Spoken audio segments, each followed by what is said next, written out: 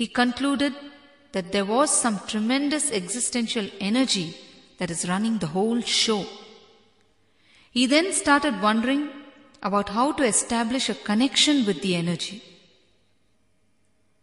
The first people to make this conclusion and research on it and establish a connection with this energy were the rishis or the realized souls or the enlightened masters. Once they attained, they created many ways for future generations also to realize this energy.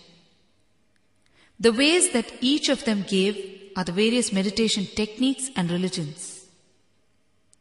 Each of them realized God through a different way, through a different technique, and recorded their way independently. This is just like how scientists create research reports on their discoveries and inventions. Each rishi gave a report on his enlightenment, and this became a religion or a meditation technique. These early realized souls formed different religions to establish these ideas on the life force that is conducting this world. We call this life force as Jesus, Allah, Shiva, and so on. You don't even have to believe in any God. Atheists don't believe in any God, but they have to believe in their existence. If we believe in our own existence and search for an answer to the question, who am I? That becomes a meditation technique, and we can realize God. Anyhow, these different ways or meditation techniques become different religions over time. But what happened later? People have left this basic idea behind all the religions, and they have started fighting in the name of religion. A small story. A Tamilian, an Englishman, a North Indian, and a Bengali were traveling together. They saw a lake from a distance.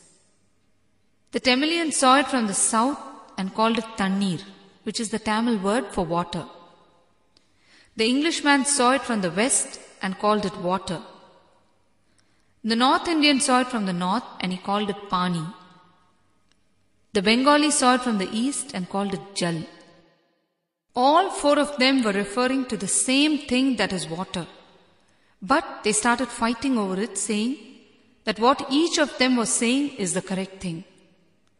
None of the four people attempted to get into the lake and see for themselves what it exactly is. The Tamilian was holding on to what his grandfather told him.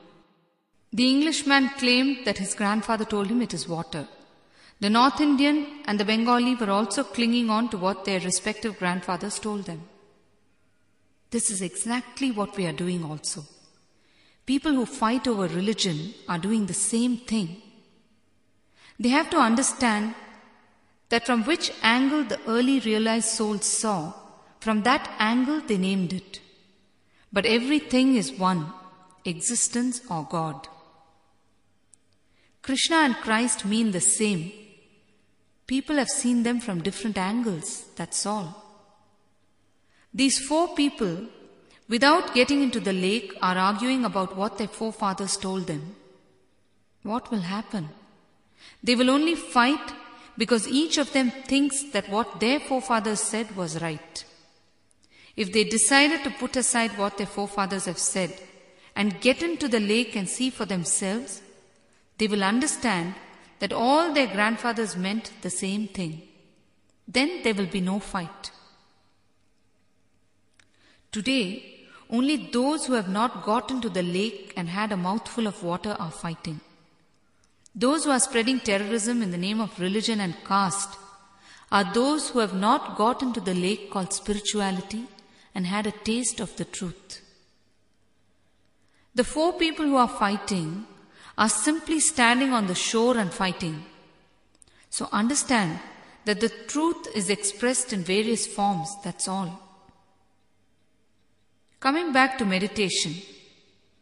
Now simply put, meditation is allowing your mind to relax, that's all. Meditation is not concentration as people make it out to be. When you concentrate, you actually try to exclude everything from your mind, which is an impossible task. Just sit for 2 minutes and try to exclude everything from your mind. You will go mad. Every single thing that you try to exclude will come back and torture you. So concentration is not meditation. Meditation is simply including everything and relaxing. When you are not concentrating on excluding anything, you can relax. Whenever you find time, just relax and be aware of everything around you. Listen with your heart to all the sounds happening around you. It may be the sounds of birds, the sound of the calendar in the breeze, the sound of the fan above you, the sound of people around you, or whatever. Just listen with an open heart. Mind you, they are all not distractions. You are flowing with them, and so they are not distractions. When you flow with them, they cease to be distractions. As you do this, you will realize that there is a certain silence, a composite core inside that is actually witnessing all this. And you will become more and more aware of that silence inside you. You will get glimpses of that silence inside you. Slowly, you will lose consciousness of your body also.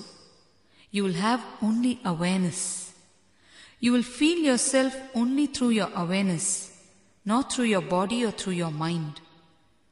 Your body will not be numb, but you will be able to feel it, that's all. Only your awareness will remain. This can take you beyond your mind if done intensely. Meditation will help you realize that you are only a watcher in life. It will help you center yourself well inside your being and carry on with your outer world tasks much more efficiently and blissfully, because you will be carrying an inner silence in you that does not allow you to get distracted or perturbed by anything. If you continue doing this, you start leaving the I and mine. Your ego dissolves. Your ego is nothing but the strong feeling and identity that you have about your mind and body. Why do you think we are trying to create a worldwide movement for meditation? Meditation is the only key to global peace. When you start looking inward, you are no more distracted by the outer world distractions like power, money, vengeance, etc.